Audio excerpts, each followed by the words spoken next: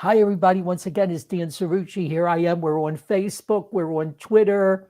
You can find this on my YouTube channel live right now. I'm going to check right now. I'm here with Adam Perry, but I'm going to check right now to make sure that we are, in fact, live on Facebook. And if we're live on Facebook, we will almost certainly be live on Twitter. So that's what I'm checking for right now, just to make sure. Let me say here. Oh, there we are. Yes, we're live. And what I want to do is I want to put this so that anybody can see it. I'm going live on Facebook and I'm putting it under public so that anybody can see it and watch it. And Adam, if you go on your Facebook page and you push share, then it'll be on your Facebook page live and you'll be sharing it. Okay. And like I said, we're also on Twitter. Sometimes I go live on LinkedIn, but this is going to be, we're going to be talking politics tonight, among other things. And by the way, Adam has said no subject is off limits. How about that? And we're going to be talking politics and other things. And sometimes those people on LinkedIn get a little nervous when you talk about politics, because you're supposed to talk about your careers and how much success you're having in your career and how happy you are that everybody else is doing so wonderful in their career. And let's face it, you come across some people in life. Oh, I don't know if I really should say this. There's no talking off limits. You got to say it. That sometimes you're not exactly thrilled that they're doing as well as they're doing. Oh, no, I never said that. Anyway, I'm here with Adam Perry. Adam, how are you tonight? I'm great. How are you? I'm fine. I love to talk to people like Adam because I like to talk to young people, and I like to talk to young people that are involved in their communities, that care about their communities, that are passionate about their families and their communities and their faith. And this young man is in that category. And you're in Virginia now? You're in Chesapeake. Is that Chesapeake, Virginia? Chesapeake, Virginia. It's the second largest city in Virginia. And I got to tell you, folks, I've passed through there. It's a beautiful, beautiful part of the state. It really is, isn't it, Adam? It's sort of.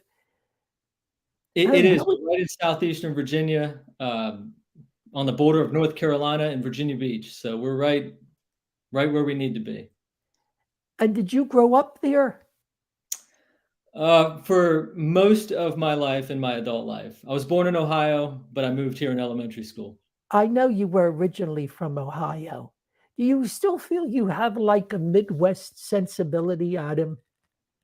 I think so. My relatives live there. We visit a lot. Certainly, I was there for a lot of my growth and development. So I feel connected to it. Now, is your wife, he has a lovely wife too and child, by the way. Is your wife from the South? So my wife was born in Chesapeake, but I have to tell you, I told my son I was going on his favorite show, Dan Cerrucci Live, and he told me to tell this joke. He said, "What does a Dalmatian say after a great dinner?" That really hit the spot. So he wanted me to tell you that, so there it is. And your son is Walker, is it? Walker. He's 8 years old. He's in second grade. Yes. By the way, I love the name. It's such a distinctive name. How did he get that name? Well, my wife's family tree, it was a name from one of her past relatives. We liked it. We think it's unique, and Walker's a unique boy. So it really was the perfect name for him. It's a distinctive name. It really is. And so, Adam, have you always been politically involved? I've been politically interested for as long as I can remember. In high school, I started getting involved with the local party. Certainly in college, that expands. And then after college, through different boards and commissions in our city, different campaigns that I've worked with and helped. And from a career standpoint, we interact professionally with a lot of federal agencies, governing boards, port authorities, and things like that. So it has paid off informing professionally some of what we do as well. I have to refresh my memory. What do you do professionally? So I work for a steamship line in port operations. So we control the operations of the ports that our vessels call. So that involves all of the rail portion and those regulations, and the operations in the port, the loading and the unloading of the ships, and that sort of thing, and all that goes with it, dealing with their governing agencies. And I know that you went to a very good school down near Old Dominion, um, and that played a big role in your life. Yeah, learned a lot at Old Dominion. Old Dominion was great. Went there for undergraduate. I have a Master of Public Administration from Old Dominion, and I also have an MBA from Virginia Wesleyan University, which is in Virginia Beach as well. Okay, so we've got a true Virginian here, Absolutely. and Adam and I have chatted one time before during one of these sessions, but since then, a lot has happened in Virginia. So we wanted to connect again. Um, I, okay, for a long time, I always regarded Virginia as a pretty safe red state. And then it sort of turned purple. Um, it was as if Northern Virginia was creeping and growing, and you could see the sprawl occurring when you came down 95. In fact, every summer I go down 95 to go to one of my favorite places in the whole wide world, Hilton Head. And I over a period of like 30 years, I saw this creeping, I don't know whether you want to call it creeping urbanism or what, this Sure. sprawl from the megalopolis coming further and further down in Virginia. And it also happened that Virginia turned purple. And then in recent years, I was beginning to place it in the same category almost as New Jersey. And I And was, I think the feeling of people here, it was, we were pretty demoralized. yeah, We were resigned to the fact that we were blue and there wasn't a whole lot of hope that either demographically or whatever, that it was going to change. Um, right. And I saw it as being a blue state. And so what was and so now one of the reasons why we're talking is we got this new governor of Virginia, Youngkin, who's really creating a lot of buzz nationally. What do you think was the turning point, Adam?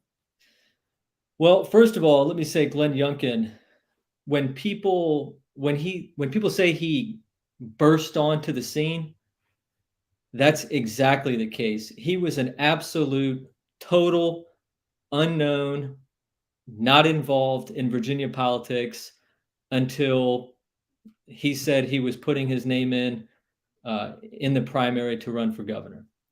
And it was an afterthought. People said, "Well, who is this guy?" I think it was Carlyle Group or some sort of investor, but they knew he had a lot of money. Nobody knew anything about him. And in the beginning, he was an afterthought. But what he proved very quickly is that he was serious, number one. And number two, he struck a nerve that he may take all the way to the White House. He represented parents in a way that they were being ignored.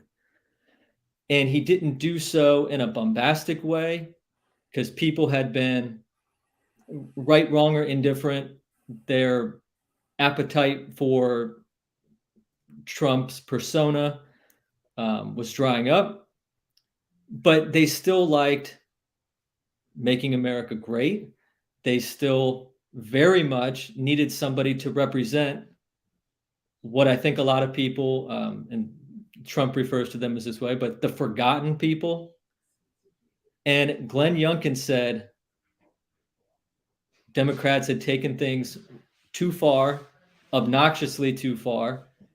We've all heard the articles about schools and what was happening in Northern Virginia in particular, where you would expect it to be super blue, super Democrat voters. Glenn Youngkin appealed to those people and said, hold on a second. Who is standing up for your kids and you about what's being taught in the schools, what your kids are being exposed to? And parents said, we've got to make a change. And Glenn Youngkin was elected governor, and it shocked everybody, including those who live in Virginia. And education turned out to be a pretty significant thing there, and we'll talk a little bit more about that. But when he first came on the scene, Adam, what was your first reaction to him? To Glenn Youngkin? In the very beginning, yeah. Well, I wasn't sure, having been involved in Virginia politics since I was in high school, I wasn't sure that a person from out of nowhere who wasn't entertaining the way that Trump was, he draws a crowd and interest because he's funny and things like that. I wasn't sure that somebody, from the outside could have something compelling enough to say to cause people not only to turn their heads and look at him, but to change the way that they vote. Because Glenn Youngkin attracted people who were voting Democrat, but they said, Glenn Youngkin, he doesn't scare people the way that perhaps, of course, a Donald Trump or even somebody who has been perhaps unfairly characterized, like a Ron DeSantis, who's, the hard line. Right. And he's got some very good policies. They're very creative. I like Ron DeSantis, and we can talk about that more too. But Glenn Youngkin appeals to quite a bit of people in a way that the others don't. DeSantis can come across as intense. He's obviously very bright. He's very driven. He is definitely a politician. No doubt. And I don't think he would walk away from that moniker. But he can come across as intense. It seems that what Youngkin did was that he enunciated some, if not many, of the ideas of Trump, but did it in a sort of folksy manner. Yes. Well, and he did it by, as crazy as this sounds, hire me to be a consultant. He did it by not being crazy. Because if you recall, Terry McAuliffe was openly telling parents, you do not control schools. You don't control what your children are exposed to in schools. He basically said, what your children are learning and what's happening to them in schools, it's not up to you. It's not your business. And Glenn Youngkin earned the trust of the voters and the state to say, hey, I'm going to do things differently. Your kids are your kids, and we're going to keep them safe. So I think that was a seminal moment in the campaign, Adam, when the former governor McAuliffe said what he basically said. It's not your business. what your kids are learning in school and what's happening to them. And I think it was a seminal moment because, and I don't know who was advising Youngkin or who was doing his media stuff or what, but boy, he seized upon it immediately. Immediately. I mean, he didn't wait a half a second. And from that point on, he was like a dog with a bone on it, Well, right? and the interesting thing about it is when Democrats say what they actually believe, they lose. And they need to be held account for having to say what they actually believe. Everybody knows Terry McAuliffe thinks that, Hillary Clinton wrote a book, It Takes a Village. And parents aren't a part of that village. Glenn Youngkin represented the forgotten America. So many other politicians before that said parents, those kind of issues, not important. We don't want to focus on it. We want to focus on tax cuts for corporations, all of these things. Glenn Youngkin said families, and they rewarded him for it. I just thought it was an incredible moment. And like you said, if you can force Democrats to say what they think Mhm. and you can press them, get it out of them. And then the minute that it happens, you cannot wait. You have to seize on it and you have to be, white on rice with it so that you hammer it home. And, we had a wonderful candidate here in New Jersey, Jack Ciattarelli. I was watching him come closer and closer and closer to upsetting this dreadful, dreadful governor that we have here, Phil Murphy. Sure. I call him Phony Phil.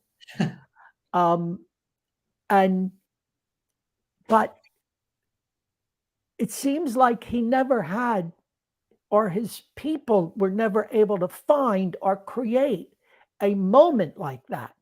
And I think that Youngkin, with the instincts of a businessman, do you think that played a role with it? The instincts of a businessman there, a non-politician, businessman.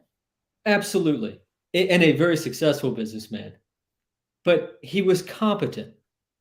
People trust Glenn Youngkin is not out of control. He's stable and he's competent. Do you think that And that's what happened with Trump? That he just he began to be scary. He scared people. It I think unsettled people. I think he scared people, and I think people. And I'll back up in a second, but I think that people got tired of the talking. The act got old. Okay, Now, backing up, let me say this definitively.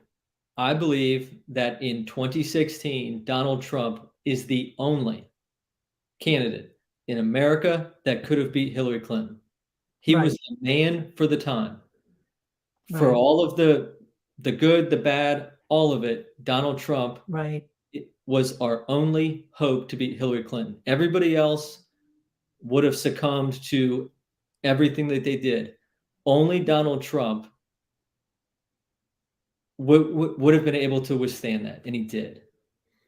It was Um, his moment. It was his moment. it was, and frankly, I think the system, as it was, needed to be shocked into remembering, hey, there's actual people out here, the forgotten people that need representing as well. Now, he didn't drain the swamp. He didn't do a lot of what was promised, but he absolutely was number one, obviously better than Hillary Clinton, but he proved that people will follow you when you promise to represent them. He did carry out a lot of his promises, though. I mean, one of the most dramatic things I think, looking back on it all, has got to be um, the reconfiguration of the Supreme Court, the shift of the Supreme Court. Reagan, Bush, Bush one, Bush two, they all said they were going to put the right people on the court and that was going to shift it. And they put people on the court who went wobbly. They went wobbly one after another. And Trump comes along and what happens? Trump deserves all of the credit for that. And to think, so many people before him would have said that, well, Ruth Bader Ginsburg, we need to have a moderate, or somebody had to stand up for us and say, enough. The kind of people that the Democrats have put on. Donald Trump did it, and we see the results. And he deserves a tremendous amount of credit. And he stuck, the other thing, he stuck by his nominees. I mean, these nominees took a lot of flack. No doubt. And he stuck by them. He refused to back down. I mean, none of them were overwhelmingly confirmed, okay? But it didn't matter to him because he understood that all you had to do was get them on there, get them confirmed. And I think looking back on the Trump years, that is going to be one of the greatest and most historical factors, moments. The shift in the Supreme Court, and we're seeing the repercussions of it, day after day after day. And I think we're going to see more now it's basically a 6-3 court. And even if it isn't 6-3, we have a cushion there now that we never had before. I also think something that Donald Trump should get tremendous amount of credit for is not starting new wars. Right. Whether it's in Iran, whether it's North Korea, whether it's certainly there were people, John McCain types, agitating for war with Russia even then. But Donald Trump projecting strength and projecting a willingness to stand up for America, whereas other people would not. Donald Trump said, don't mess with us, leave us alone. And he kept us safe and did not start new wars. This Ukraine-Russia business is a bad deal. Why do you feel it's a bad deal? Why do you say that? Okay, so it's complicated, number one, and I think Republicans and Democrats, our leadership, are oversimplifying the situation in Russia, it's not just Russia invaded. It's not that simple. Okay, we in the United States, agitated for regime change back in, I think it was 2014. They've argued over some of the Crimea area, which was annexed under Obama. Certainly, they've been shelling across the border throughout that time. And most importantly, the expansion of NATO. Russia said, don't do this. We don't want NATO to be part of Ukraine. Right. Or Ukraine to be part of Ukraine. Right. And time again, we have purposefully agitated and antagonized them. I don't know what choice they had. I don't agree with it. I don't like it. I don't support it. But for people to say, well, Russia, they've notoriously, we hate communism. I hate communism too. But I also know that they're certainly teaching it in a lot of our schools in the United States. Oh. What are we doing about that? They're drifting in that direction, no question about it. Right, My concern about Ukraine, and I mean, everybody certainly admires the courage of the Ukrainians, their will, their stamina. They're up against a tremendous foe. But my concern about America's involvement is what is our goal here? How do we define victory? And what is the end game? And Well, haven't number we one, seen this happen before where we've gotten involved in foreign conflicts and we haven't answered these questions? well, this is what's going to happen. So we're funding this to the tune of trillions of dollars, number one.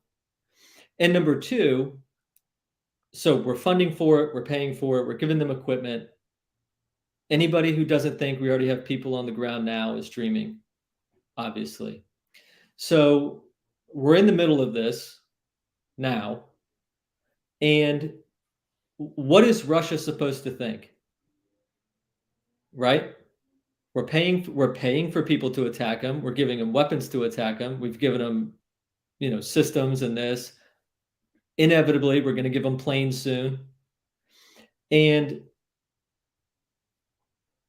wouldn't you take that as an act of war? If you were another country who was receiving this? No, we could come back and say we're doing it in harmony with a bunch of other countries, and you have alienated, the civilized world. It's not just us. You, Russia, have alienated the civilized world. All of your neighbors in Europe and so forth. I agree with that. Also, Russia has nuclear weapons, which that is different than anybody we've antagonized before, knowingly. But moreover, one of these planes is inevitably going to get shot at, or a ship, or something's going to happen, and America's going to say, I can't believe you attacked us. Why would you do that? We've done nothing. Goodness, They're going to, and then the invasion's going to begin in earnest. I certainly hope it doesn't. Let's get back to Youngkin, because he talked a lot about education, and now I want to know, what's he doing about it? What's actually happening in Virginia? Now, that was a key issue, and that was a big turning point. What is he doing about it? Well, a couple things. Number one, we as Virginia, the collective we, Virginia is led by Glenn Youngkin, passing legislation to specifically define what is acceptable and unacceptable in our schools. It's kind of odd to think about, but a lot of what our kids are experiencing is new and has not been thought about. The issues that they're encountering did not exist when you grew up, or even when I grew up. It wasn't an issue the way it is now. How, new building codes, okay, for schools. What sort of bathrooms are required, gender neutral, those kind of things. The Democrats have done a good job of writing their agenda into the minutia of local laws. Glenn Youngkin's peeling a lot regulations and so forth, which is bureaucrats do. Absolutely, and they're good at it. Right. The Glenn Youngkin administration, Jason Miyares, the Republican Attorney General, are actually prosecuting and going after those who are not enforcing existing law, which has never been done before. Is he working on anything like a Parents' Bill of Rights? I'm sorry? Is he working on anything like a Parents' Bill of Rights? A parents' rights, setting out what parents have the right to know and what they have the right to be involved in.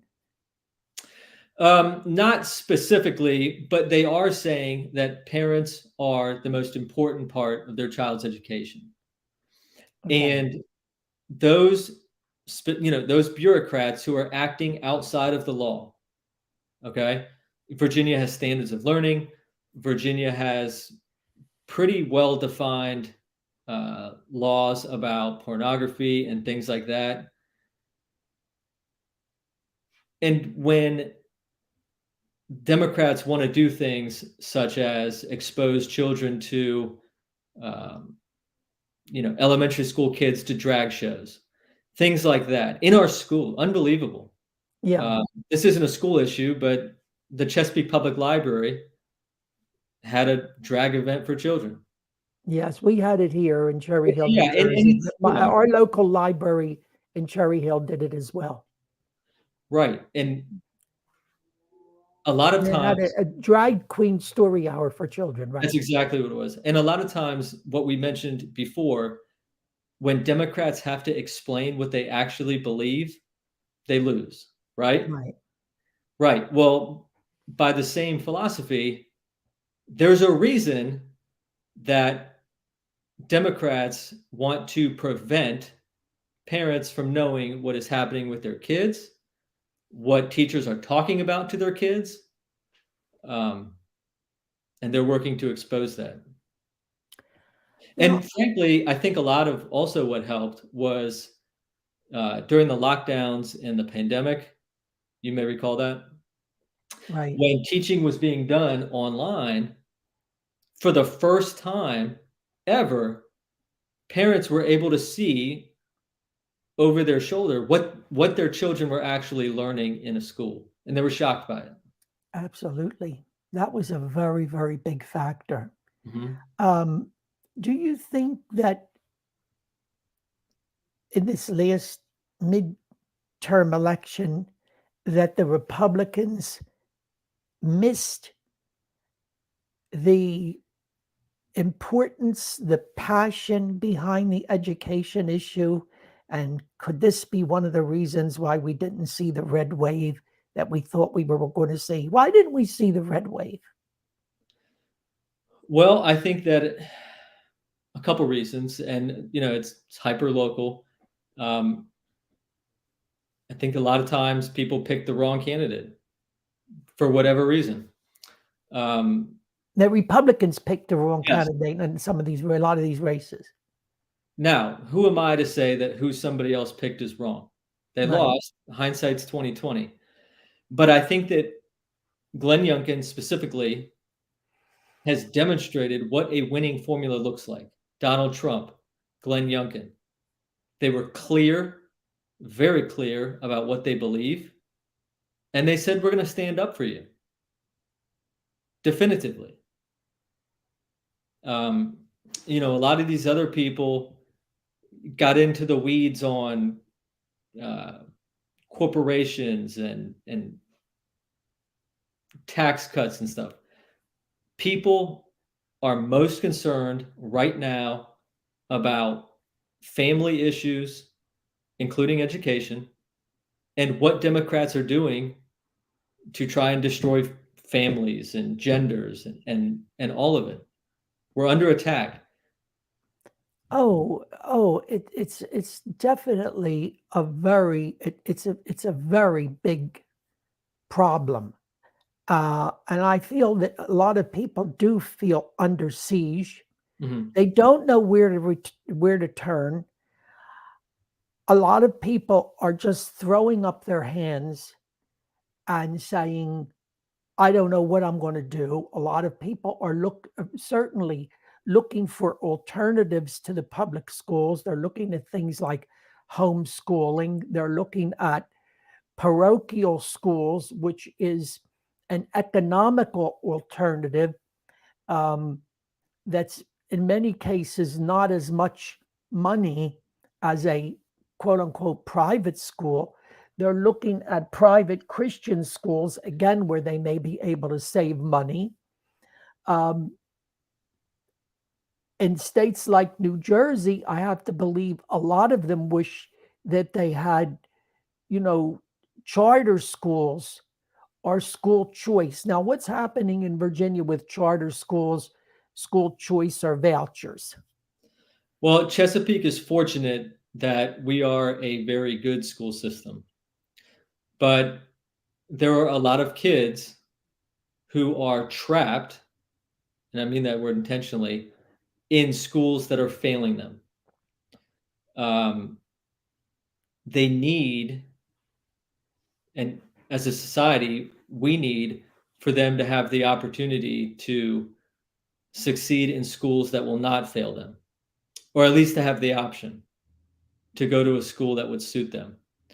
Um, I certainly would support that. My child goes to a private school. That's our choice. And thank God that I'm able to make that choice. But a lot of people aren't in the situation to be able to make that choice.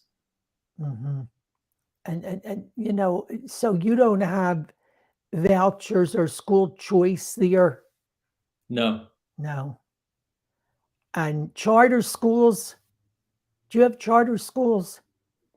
not in this area. Okay.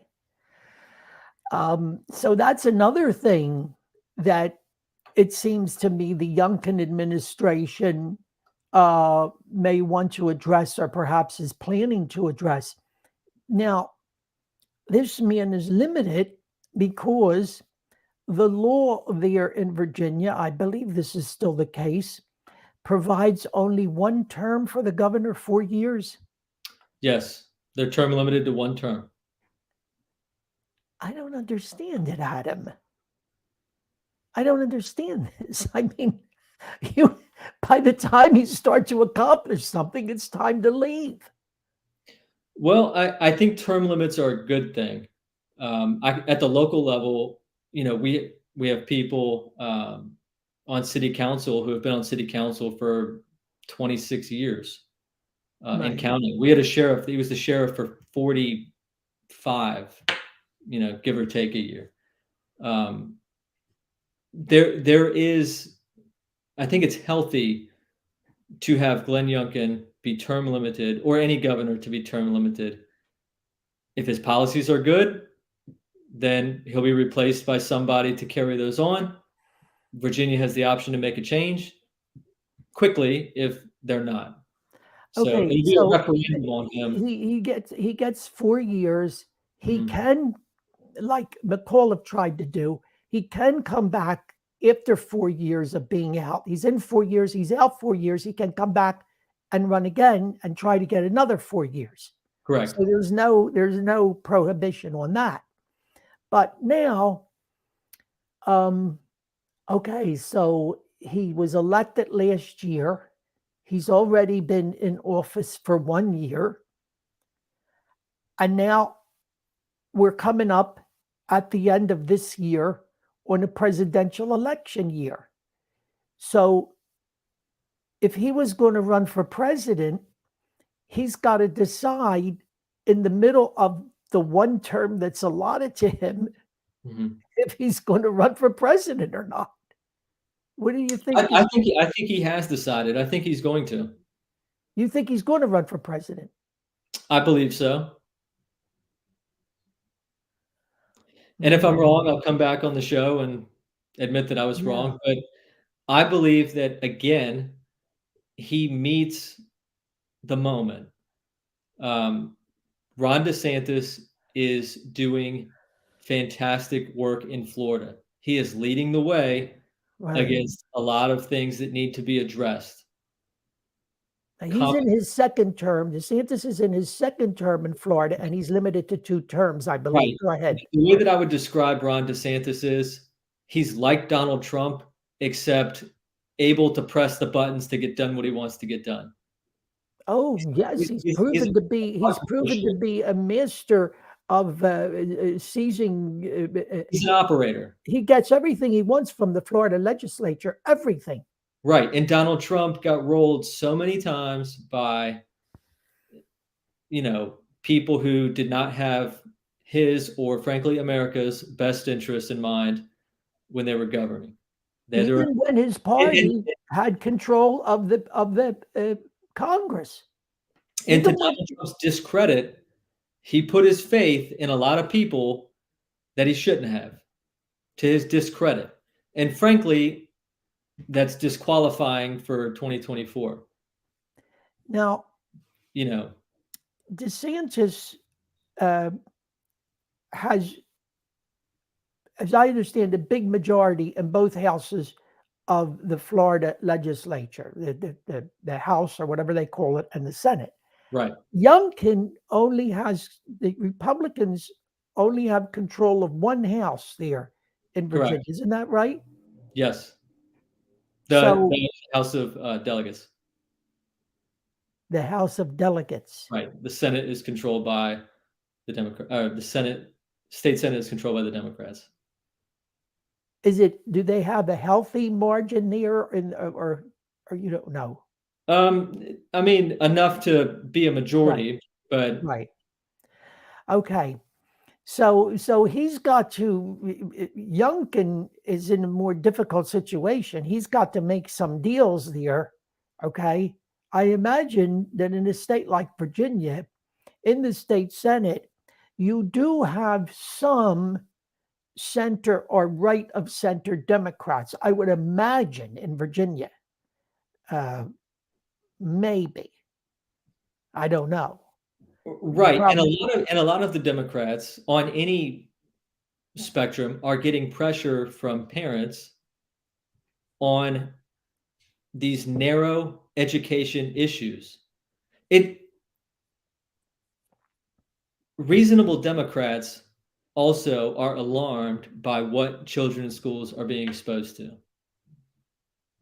And Glenn Youngkin's successes are reflecting that. okay.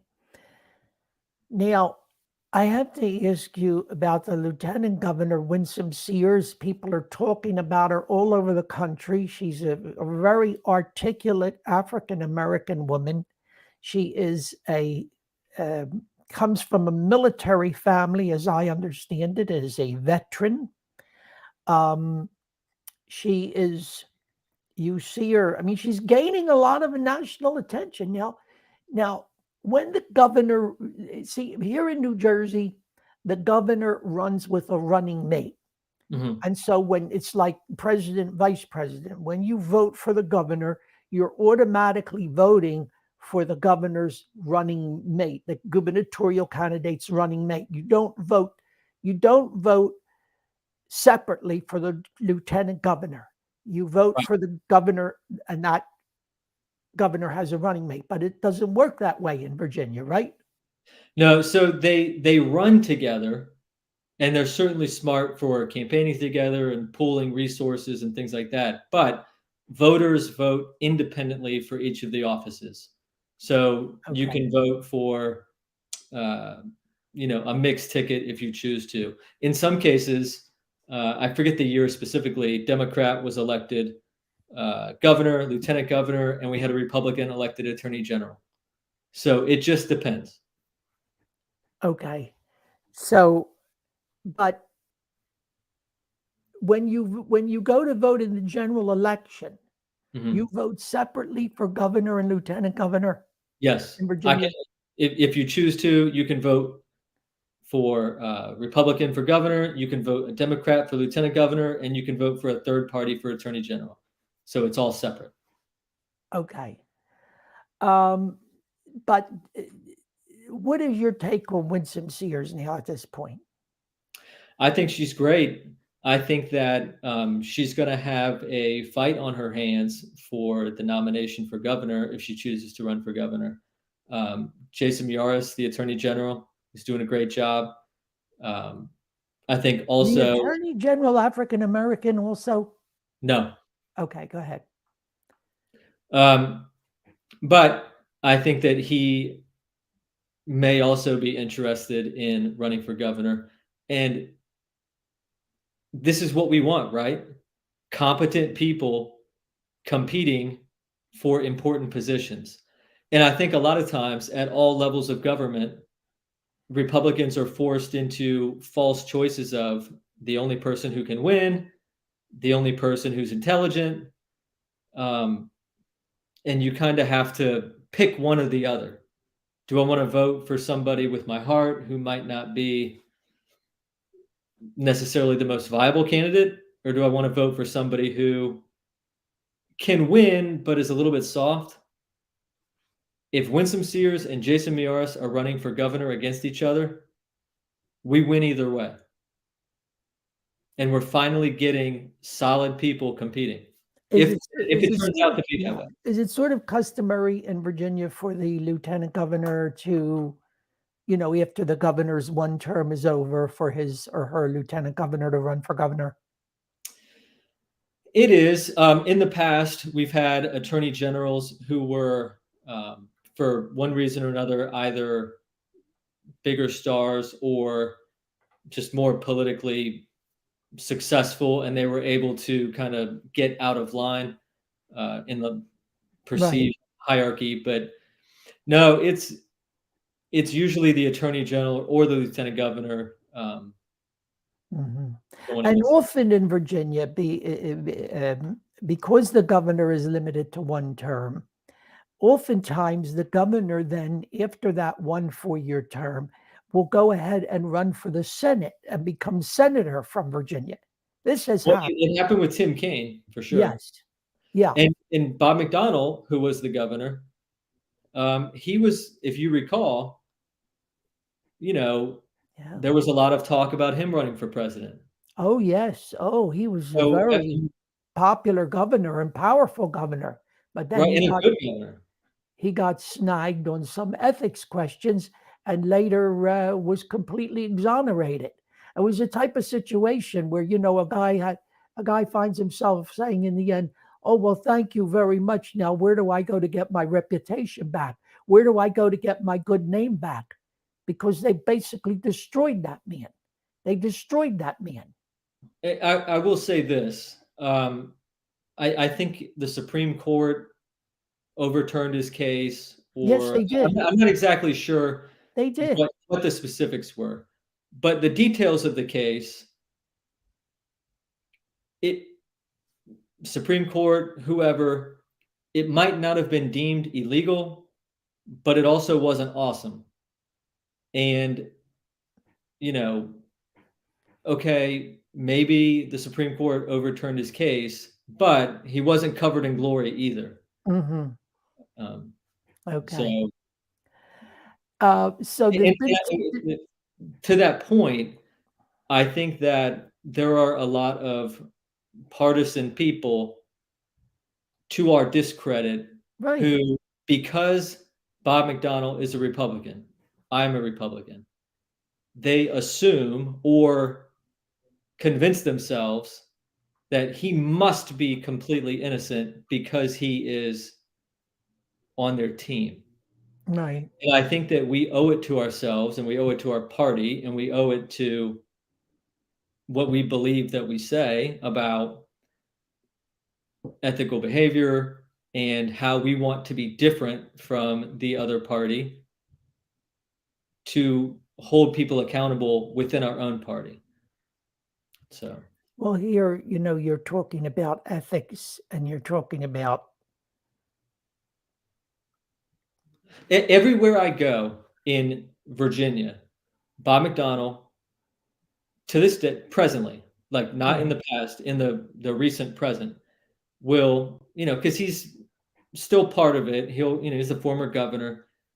He gets a standing ovation in every room he walks in, Hmm. because people portray him as the persecuted Bob McDonnell who was ripped off his pedestal by, you know, partisan persecutors. Right. The reality Politics of personal destruction. the reality is found, overturned to the Supreme Court, fine, but the reality of his case is not as clear as people are making it out to be. Okay. Um, Now, Adam, I know we're going to bring this to a conclusion. We've been on here for about 48 minutes. Do you believe it? 48 minutes already. This has been a wonderful discussion. And like I say, it's going to be on my blog at dancerucci.com. You can go on YouTube and find it on my YouTube channel, Dan Cerrucci. It's on my Facebook page and Twitter page. Adam, I'm sure will put it on his Facebook page. Um, and so, and it's going to be up there permanently, so you sure. can watch it. But Adam, let's conclude with this. I know you're a person of faith. How has your faith informed your politics and your informed your politics and the way you conduct yourself in the political arena? Well, that's an interesting question. So I have been a Christian.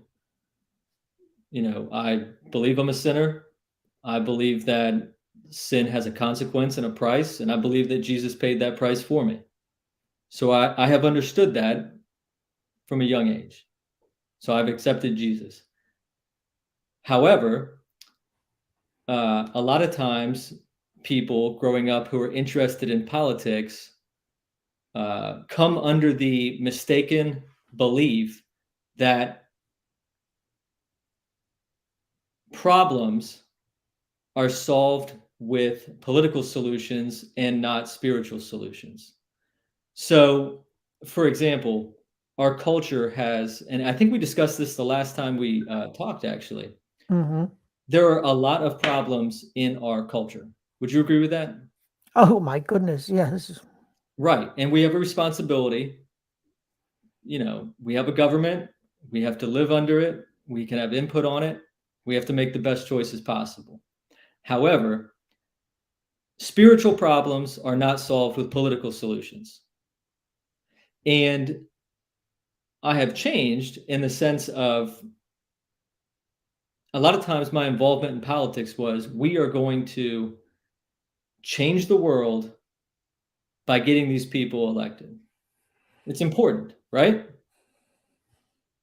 There are better ways to impact your community that people forget about, or that not even they forget about, that they're not participating in. Okay, so if you're worried about uh, families, like we've talked about, very important. If you're worried about education, if you're worried about the Republicans have had control over a lot of the government for a lot of the recent history. Is our culture getting better? No, I don't think so. No. The moral majority, all of these things since the 80s, nothing is getting better because we are seeking solutions politically when we should be, involving ourselves in our churches, in our own families, as much as we are involved in political activities. And in your communities, in your Right, schools, in your communities, and so forth, and being involved at the grassroots level. right. And, churches have the opportunity to be involved in schools, you know, be involved in the lives of children when there are areas to come alongside them, mentor them, coaching, sports, anything you can do to help add that to people's lives. Yes, this is something that you touched upon last time. I recall it, Adam, and it's very important. What you can do personally. This is certainly, of course, something that was a big factor in the life of President George H.W. Bush, Bush 1, and which he talked about you will be defined at the end of your days by what you have done for others. And he was a great proponent of that. And it's something we seem to have lost in our national dialogue um, from the presidency of the far too short and unfortunately interrupted presidency of George H.W. Bush, who I think will go down as a great man and a great patriot. Well, and think about it from this perspective, okay? Uh, Glenn Youngkin. How can Glenn Youngkin or anybody get elected if people assume that you hate people that disagree with you, that are from another party? And Glenn Youngkin did not convey and does not govern this way that he hates anybody. No, Um, no. and a lot of times, Republicans, Democrats, everybody fall into a trap of hating anybody who disagrees with them. Demonization Right. and And demonizing people. right. And you can work with people on areas that you agree with you might find something in common. And now we have a situation where people aren't even speaking to other people in their own families because of political disagreements. And you Sure. have that you read articles around the holidays, how to deal during the holidays at holiday events and family events and dinners with people in your family who you disagree with politically. I mean, what is that all about? I mean, it's just crazy. It's just crazy. And I think a lot of that goes back to the breakdown of the church and so forth, which is something that we can touch upon at another time. The breakdown of the pillars of the what once were the pillars of our society, that were these were guideposts for us, and they're not, for many people, they're just not there anymore. They're not there Right, anymore. and they've been intentionally, attacked and diminished in society. And so where do people turn? I You know, however, as a Catholic, I'm speaking as a Catholic now, the Catholic Church did a lot of damage to itself with the priest sexual abuse scandal, and then with the elevation to the papacy of a man who really has not been able to strongly and consistently articulate the teachings, the bedrock teachings of the church, unfortunately. And I'm talking obviously about Pope Francis. God forgive me, I'm sorry I have to say that. But Sure. this is a whole other thing. We're going to have to leave it for another conversation because we're I look coming forward up to it. on almost an hour. And I thank you for your time, Adam, spending time with us tonight. This has been, as always, a terrific discussion and evening. If we go to war over Ukraine, then we have got to go all out and win. The half war thing, I can't deal with. If it's worth This is fighting a why war, well, if it's worth fighting, it's worth winning. this is what That's the slogan. this is why I said, what is the end game, and how do we define victory? And you have some people already talking about what we should be negotiating about, and how do we negotiate the truce or the end of the war. Does anybody believe that we didn't blow up the pipeline? The Nord Stream pipeline? Does anybody actually believe that it wasn't the United States? I'm just curious. I don't know. I mean, I'm not that familiar with that story, Right, the reporting by Seymour Hersh, I think his name is, right? uh, the major gas pipelines into Germany and the rest of Europe were at the bottom of the sea. I forget the exact sea, but they were destroyed, cutting off Europe from Russian gas. And it appears that that act was committed by the United States. So All I can say is that who's accountable for any of if this? we did it, we should do it in a way that nobody will ever be able to know that we did it. Okay? Because when you do those kinds of things, that's the way you have to do them. And nobody is trying to fool themselves to think that the United States in its history has not done things like that, that it had credible deniability on. Okay, Credible fine. deniability doesn't mean you didn't do it. It just But means you had credible deniability. I think it's worth having the discussion of, is it appropriate for America if it actually occurred that America did it, do you think it's appropriate for us to attack pipelines of NATO allies, cutting off gas into Europe because of a undeclared war that we're funding, paying for, coordinating, controlling in Ukraine against Russia? I don't think it was right for Germany to, and this came up during the Trump administration, to go ahead and continue to take that energy supply from Russia when we were offering them an alternative. And I Trump agree with was very strong on that. You remember that? that. I agree. And they laughed at him. They laughed in his face. That's right. Mhm.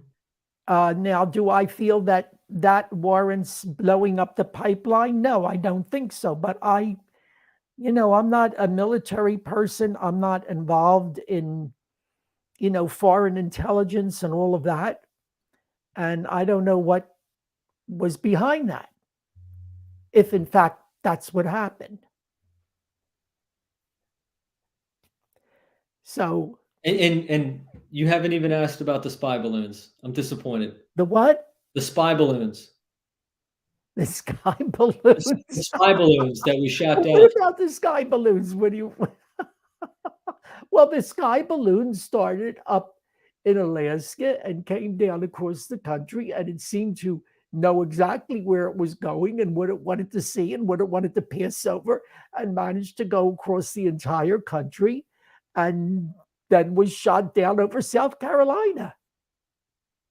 So, what's your take on that?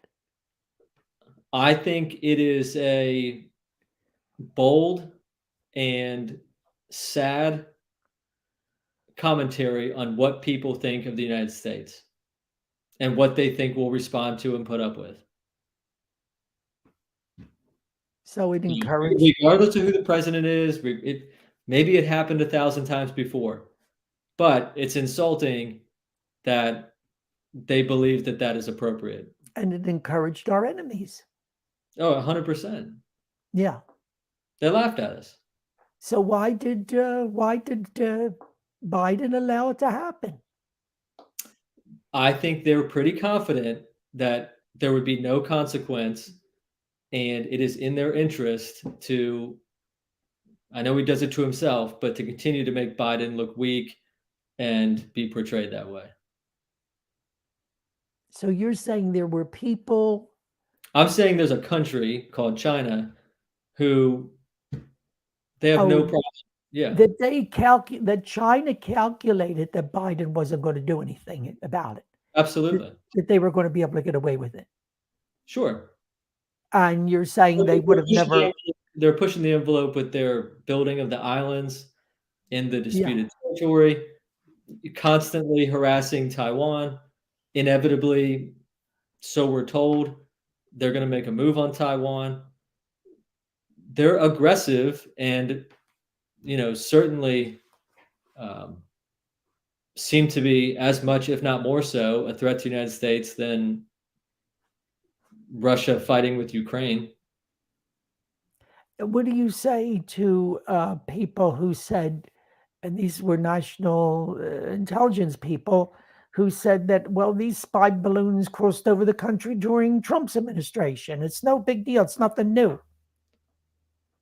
I wouldn't have liked it then, and I don't like it now. And if they did, and they did not tell the president, or they didn't tell us, or they didn't do anything about it, I would like to know why. Mm-hmm. And who's responsible. Well, I just think it's funny that if they crossed over the country during Trump, how is it that nobody saw them? Nobody noticed them. Yeah, I mean, these were visible. These were visible. And I think the first one was this like private sky observers, people looking at things, and they saw it floating around. Right. So it couldn't be denied. And it had all this equipment hanging from it. It was obviously gathering information, and it knew exactly what areas it wanted to pass over, presumably areas where we had missiles and so forth, military installations, whatever. And and then we wound up the following week or a couple of weeks shooting down. I don't know what it was we were shooting down. And What kind maybe of we'll people never be were you told. It's not clear. whether they were, what do you call them? The hobbyists, they're, Yeah, I other mean, type of things, or I don't know what we were shooting down. I don't know that we even know what we were shooting down. It's a crazy situation. And we unfortunately we do not have the sort of open, independent, rigorous uh, media that we used to have. That's a whole nother thing. The death of journalism. Okay. do you think that Twitter and social media has kind of replaced some of that? Oh yeah. I mean, I think this was all predicted by a fantastic. I think you might call him communication philosopher. He was actually a linguist, Marshall McLuhan, Mhm.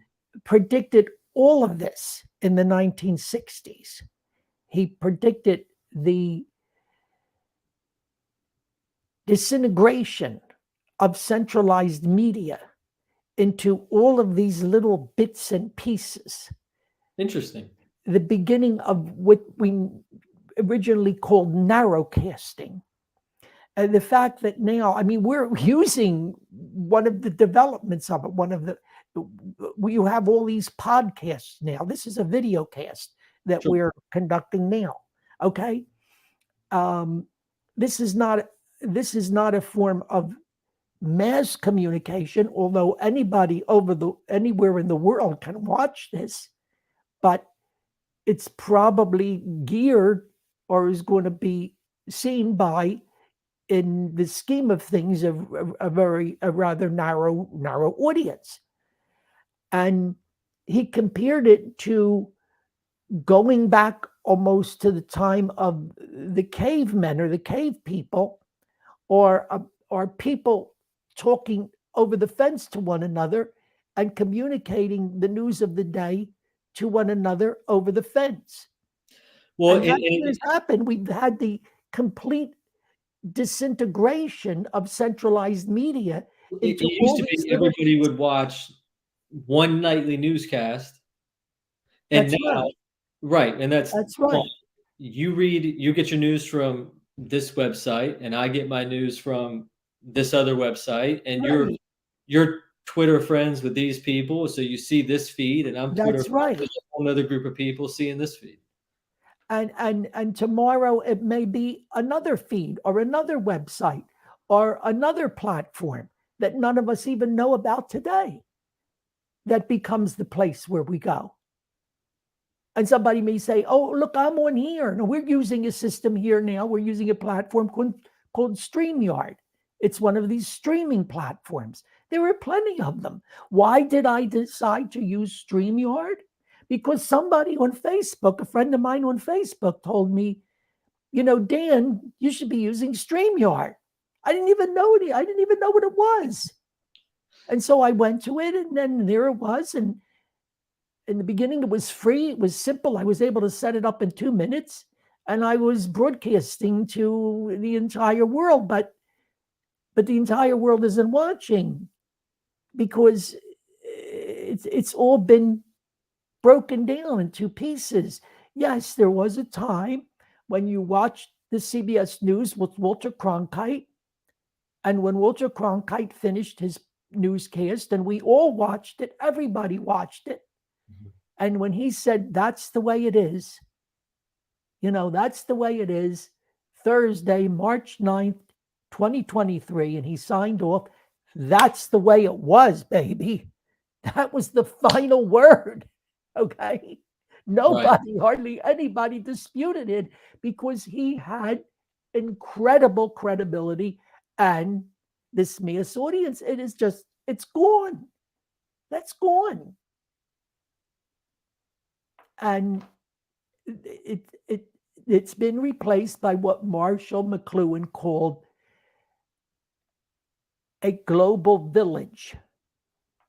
It is a global village. We have the capacity to reach all these people as if we're sitting around in the fire, in the cave days, but we're not. We're just talking to one another, or 3 or 4 people, or 3 or 400 people, or 3 or 4,000 people. And if you go back and look at some of the interviews, and there's a website for Marshall McLuhan where his whole legacy is on there, because he died quite some time ago, decades ago. He actually was very depressed about what he saw happening. He told people, he said, yes, I'm telling you this is what's going to happen. And a lot of people are looking forward to it. And he said, don't look forward to it. I never said it was going to be a good thing. I just simply said this is what's going to happen. He was actually depressed about it. Do you think it's a good thing? I think it's, in many ways, has set us back. It's set us back to it's actually, all great truths are contradictory. This is an Asian thing. All great truths is the yin and the yang. It's all great truths are contradictory. So, in advancing so far, we are now have advanced to a primitive state. A primitive state. I mean, look around you. Look at the way people are behaving. Are they not behaving in the primitive manner? Have you seen the movie Idiocracy? No. Okay, it basically is a movie about they time travel to the future eventually, and society, to your point, is so advanced that humans are progressively dumber, to the point where they can't grow crops because they're feeding Gatorade to, or whatever the movie version of that was, to their crops, because that's the sponsor of the water. So the crops don't grow because they're feeding it Gatorade. And it just basic human functions, from everything catering to people, and the lowest common denominator is reproducing. They needed somebody from the past to come and do something simple like give the plant water.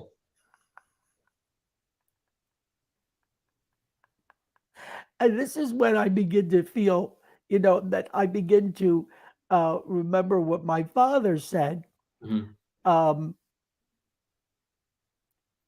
when he got into the last chapter of his life. And he said, I saw enough now. I don't want to see anymore. Now, when he said that, I couldn't understand what he was saying. I thought to myself, what a terrible thing to say. Why would he say a thing like that? Because he was talking to me, and I Mhm. had young children. And I'm thinking, what's he talking about? But now I completely understand it. I saw enough. I don't want to see anymore. But this is the world we live in. And as a person who is curious and still, thank God, intellectually active, Mhm. what choice do I have? Well, let me ask you. Asked how faith impacts politics. I think it also gives people hope. God can change things. We as people have hope. There's no reason to be despondent about our condition. Well, I say this is the challenge in this environment and this world, in the world that we just described and that we see around us.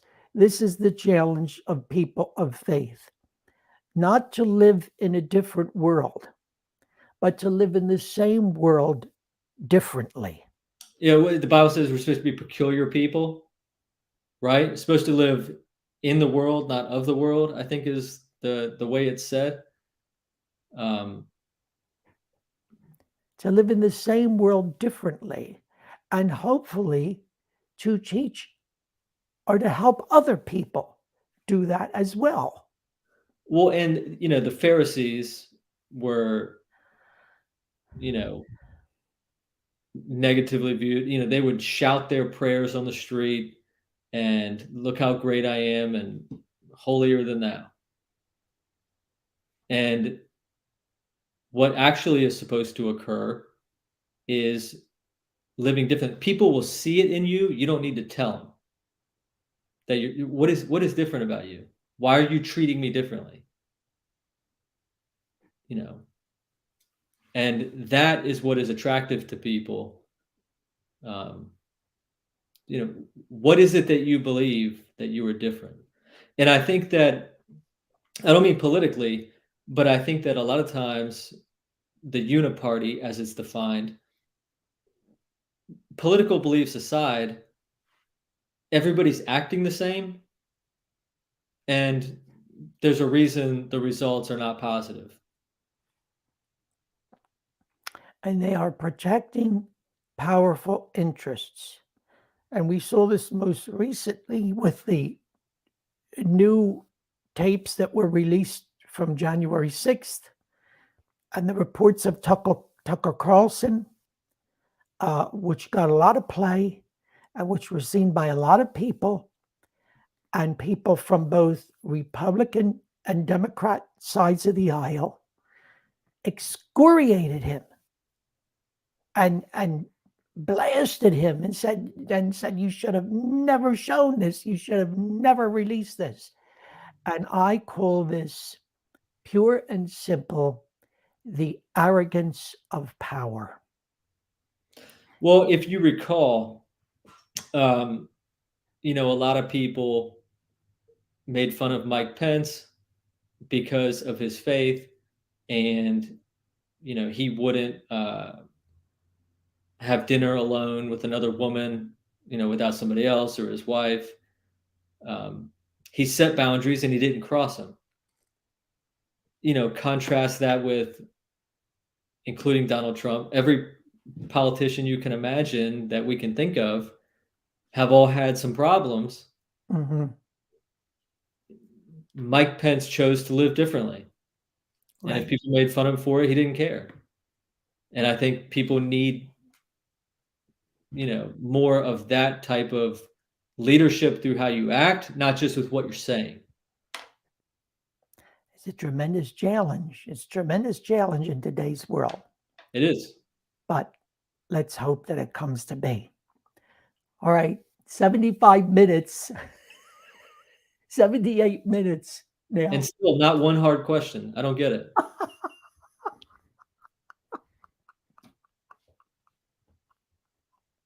I tried. I love it.